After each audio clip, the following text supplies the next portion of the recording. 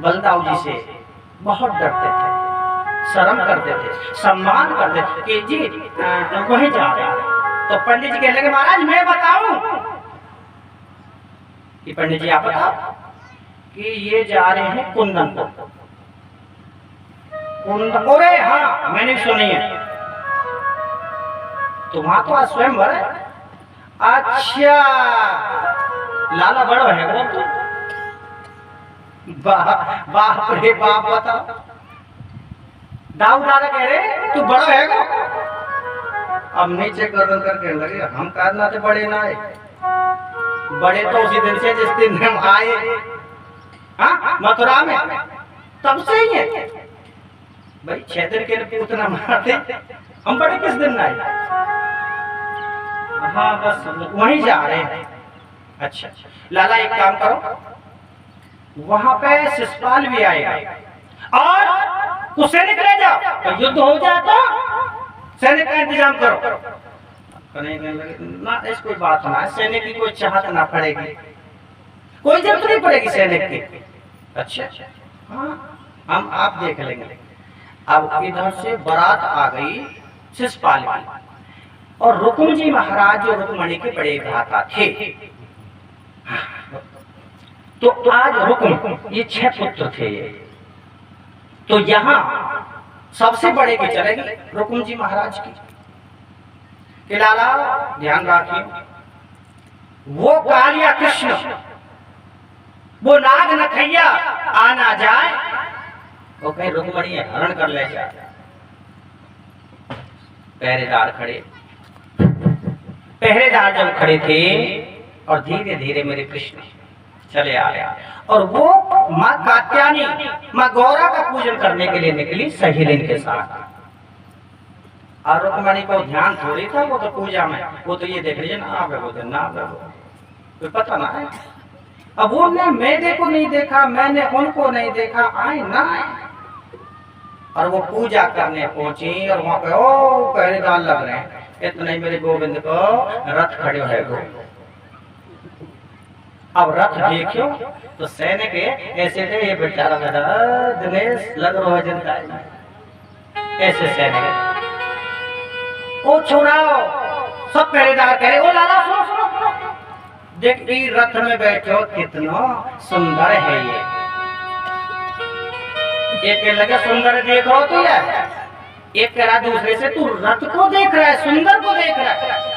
अरे इसकी जो मुरली है फेंट में लगी हुई बांसुरी, इसको देख देख कितनी सुंदर लगती है।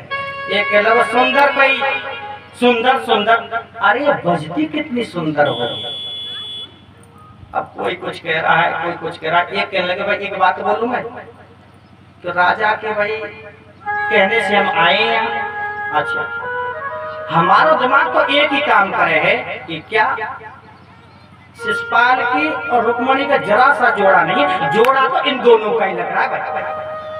पानी का संस्कार होना चाहिए, ये जो बैठा है रथ में इसका रुक्मणी का होना चाहिए। अब जो ना पता कन्हैया कर का आ रहा, वो सब अपनी अपनी बातों में लग रहे हैं, पर कन्हैया क्या कर रहा है वो किसी को कुछ नहीं पता। कन्हैया जी कहने लगे रुक्मणी आजा, रुक्मणी मना करना कि भक्त भक्त भगवंत गुरु चतुर नाम है एक, जिनके पग बंधने करो काटो भी कलेश। हे प्रभु आप तो भक्त के हमेशा साथ देने वाले हो रुक्मणी जी के लिए, और आप कह रहे आजा आजा आजा। मैं नहीं आऊं। फिर कृष्ण ने कहा कि पहले तो हमको बुला लिया, पीछे मना करे क्या हमें पिटवाओगी क्या? अरे देवी जी जब नहीं चल रहा था तो हमको बुलाया क्यों? ना ना ना ना, चाहती क्या हो कि भागने के लिए तैयार हूं, और क्यों कलंक लगाओ मेरे को?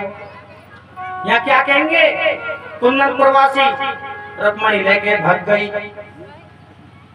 क्या कहेंगे रुक्मणी लेके भाग गई। अरे प्रभु भागने के लिए तैयार हूं, पर जरा सा मेरा हाथ तो पकड़ो। जब तक आप हाथ नहीं पकड़ोगे तब तक मैं कैसे आगे कदम बढ़ाऊं? और जैसे कन्हैया ने हाथ पकड़े और रुक्मणी धम्म से रथ में बैठ गई। अब तो चल पड़े। अरे अरे अरे अरे भैया वो ले गया।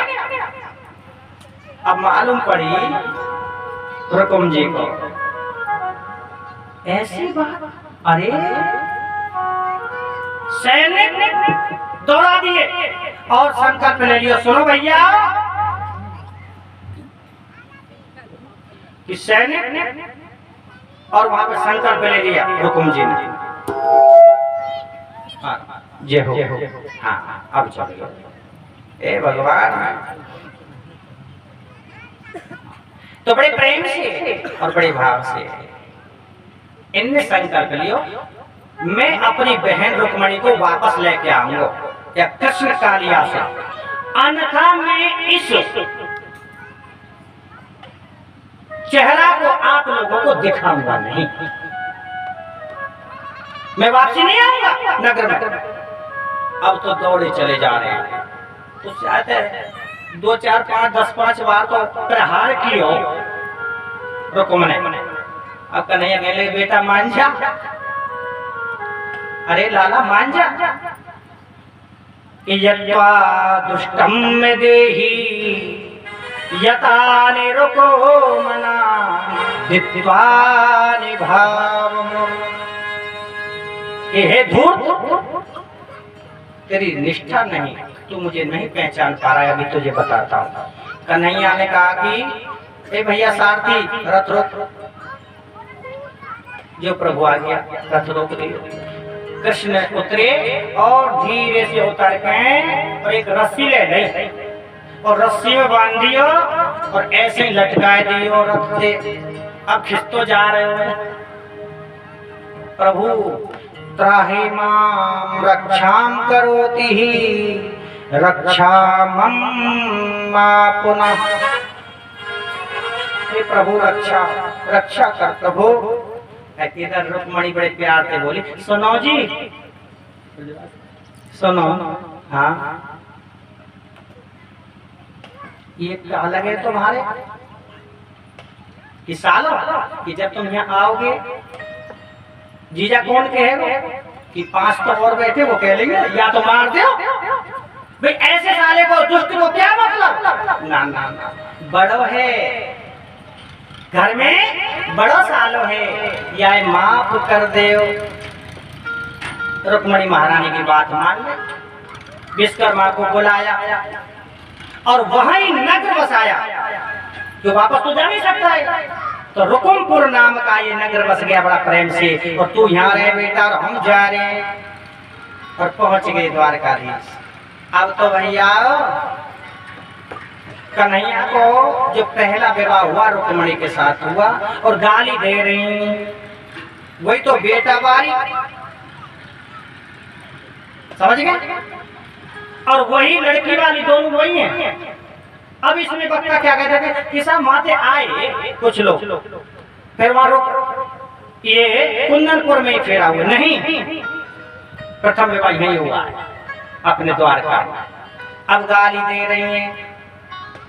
एक आध 2 गाली सुना दूं था भैया तुम्हारे में कुछ क्षेत्र में कहीं बुरा तो ना लग जाएगा। ए साहब जी अर्षि जी बता बता ये बागराज महाराज की जय हो। बंसी वाले की जय हो। अरे मुकट धरो यार रुक भैया मेरे अंदर राधे श्री राधे सीटे हो प्यारे गुप्ता जी ना कोई बात। अरे मुकट धर सामरे रे लाला दो बापन के जाए। मुकट धर सामरे